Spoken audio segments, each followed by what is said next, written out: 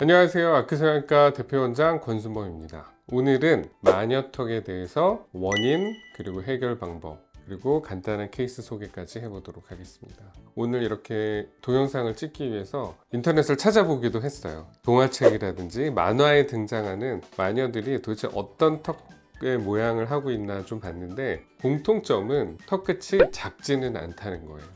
그래서 상담을 할 때도 어떤 분들은 주걱턱을 마녀턱이라고 표현하기도 하고, 어떤 분들은 또 턱끝이 말할 때나 표정을 지을 때 많이 아래로 길게 처지는 게 보이기도 해요. 그것도 역시 마치 마녀턱이라고들 표현을 하세요. 그래서 공통점은 나머지 턱선과 조화롭지 못한 모양, 그리고 볼륨이 크다, 큰 턱끝, 그리고 무턱보다는 앞으로 튀어나와 있는 턱끝을 마녀턱이라고 표현을 하시는 것 같아요. 자, 그러면 마녀턱에 대한 원인을 간단히 몇 가지로 나누어서 좀 설명을 해볼게요. 어쨌든 볼륨이 작지 않은 턱끝이다 보니까 뭔가 크겠죠? 그럼 그 큰 이유는 뭘까요? 아무래도 요즘 또 수술을 많이 하다 보니까 턱끝에 필러 또는 지방이식 같은 시술들을 받으시게 돼요. 근데 그게 사실 턱끝 부위는 생각보다 혈액순환도 좋고, 지방이식을 한다 해도 생착률이 생각보다 괜찮은 편이고, 녹는 필러를 맞는다 해도 사실은 다 없어지지는 않습니다. 그게 어느 정도는 계속 쌓이게 돼요. 이렇게 볼륨 자체가 커지는 게 우선 첫 번째 이유가 될 것 같아요.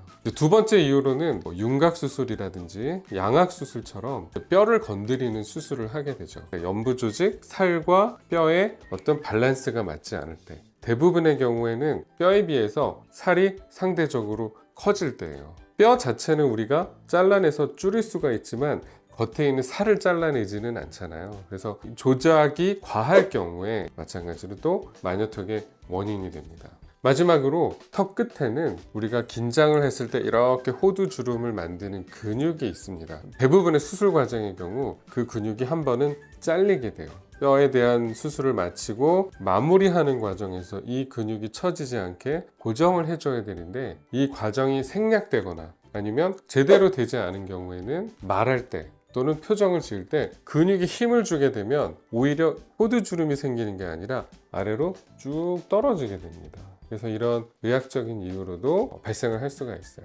자, 그러면 마녀턱의 해결 방법에 대해서 살펴보도록 할게요. 첫 번째, 이제 살이 너무 큰 경우예요.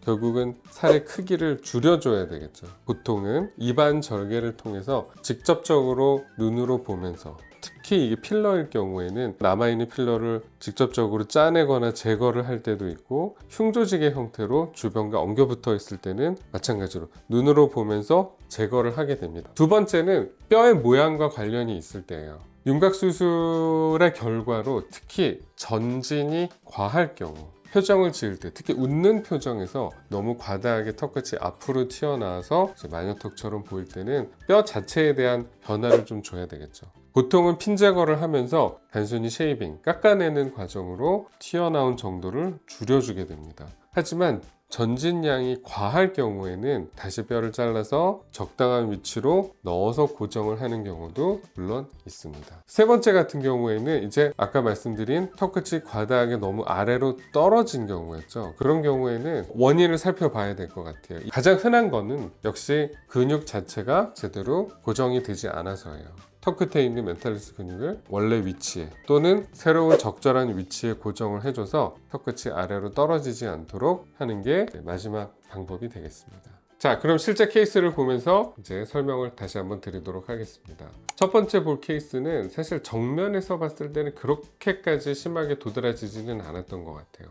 근데 이제 45도 각도에서 이제 쳐다본 사진을 봤을 때는 확실히 수술 전 사진을 보면 턱 끝이 크죠. 볼륨 자체가 나머지 턱에 비해서 커 보이고, 심지어는 확실히 아래쪽으로 조금 처져 있는 모양이 눈에 띕니다. 그래서 이분 같은 경우에는 두 가지를 했어요. 우선은 턱 안에 있는 필러라든지 이물질을 충분히 제거해서 볼륨 자체를 줄여주고, 근육 고정을 다시 해줌으로써 이제 확실하게 늘어지거나 부해 보이는 모양을 확실하게 줄여주는 그런 쪽으로 수술을 했고, 수술을 마친 후에 조금 더 갸름한 턱끝 모양이 예쁘게 완성이 된 것 같습니다. 이제 두 번째 환자분을 한번 같이 보실게요. 수술 전 사진을 보더라도 아까 원인 중에 세 번째로 얘기한 턱끝이 과하게 아래쪽으로 이렇게 쏟아지는 모양이 확실히 보이시죠? 특히 옆에서 봤을 때는 그 정도가 조금은 심할 정도로 정말 폭포수처럼 턱끝이 아래로 떨어지고 있습니다.